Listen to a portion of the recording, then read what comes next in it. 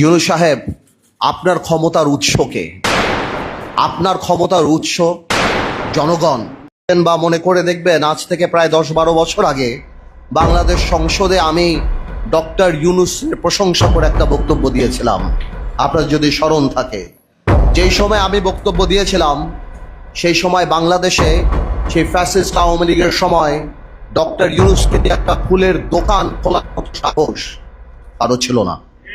সেই সময় ওনাকে আমরা গ্লোবাল অ্যাসেট হিসাবে আখ্যায়িত করেছিলাম।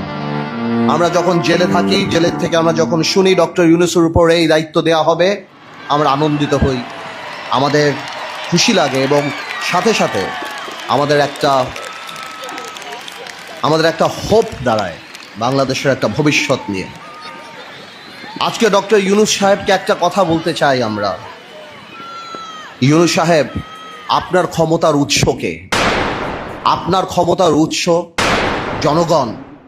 যেহেতু সংসদ নাই, আপনার ক্ষমতার উৎস আমরা, রাজনীতিবিদরা, সুশীল সমাজরা, ব্যবসায়ীরা। আজকে আপনি যে সংস্কারের কথা বলছেন, সাধারণ মানুষের কি সংস্কারের একটা প্রস্তাব আপনি নিয়ে আসছেন? আজকে 28 লক্ষ মানুষ চাকরি হারিয়েছে বাংলাদেশে, ওই তার সংস্কারের তো কোনো কথা বলে নাই।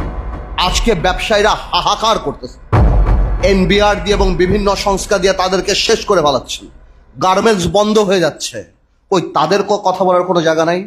আজকে নূর এখানে বসা, নূর জানে ইউনূস সাহেব যখন ক্ষমতায় আসছিল, আমরা প্রথমে যে বলেছিলাম আপনি রাজনৈতিক বা জাতীয় সরকার করার দরকার নাই, তবে অন্তত পক্ষে আপনি 4-5 জন উপদেষ্টা নেন যাদেরকে মানুষ চিনে, যারা মানুষের সাথে আপনার মাঝখানে যে দূরত্বটা সেটা খোঁচাতে পারে। কিন্তু আপনি আমাদের সেই কথা শোনেন নাই।